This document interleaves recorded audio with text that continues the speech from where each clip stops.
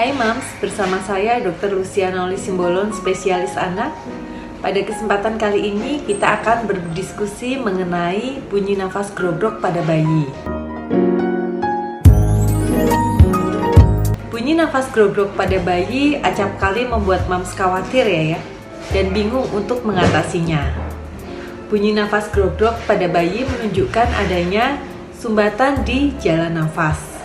Hambatan itu bisa karena produksi lendir yang berlebihan maupun adanya dahak yang tersangkut, sehingga membuat tidur si kecil menjadi tidak nyenyak dan kadang menyebabkan wajahnya memerah karena kesulitan bernafas.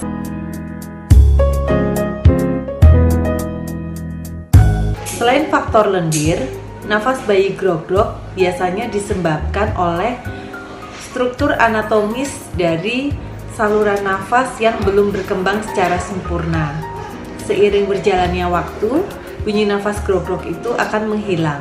Produksi lendir tersebut biasanya dipicu adanya infeksi, bisa itu infeksi virus maupun infeksi bakteri. Kemudian penyebab lainnya apabila kita berada dalam lingkungan yang tidak bersih atau kotor.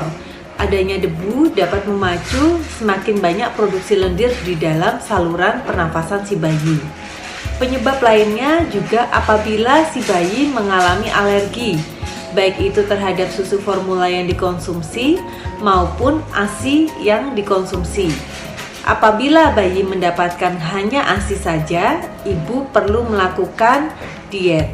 Bunyi nafas grogrok disebabkan oleh saluran pernafasan yang kotor karena terdapat banyak lendir, sehingga lendir menghambat aliran udara dan mengakibatkan si kecil mengalami kesulitan bernafas. Mungkin Mom sudah tahu sebelumnya bahwa organ tubuh kita itu dilapisi oleh lendir.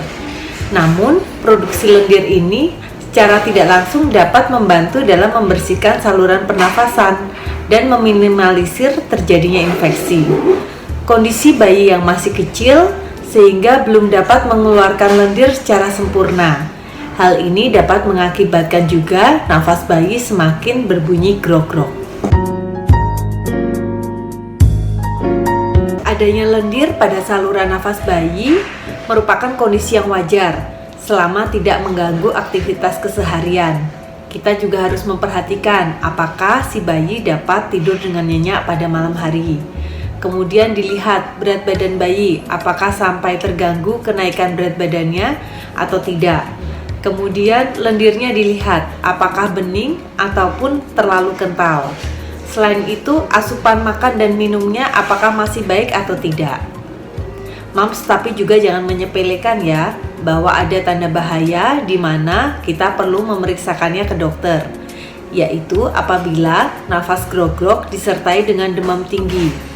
Kemudian nafas grogrok yang menyebabkan bayi tidak mau makan maupun menetek dengan baik. Kemudian nafas grogrok yang membuat nafasnya semakin cepat. Mams bisa hitung juga saat bayi kita sedang tidur. Kalau menemui hal-hal tersebut, jangan lupa diperiksakan ke dokter ya Mams.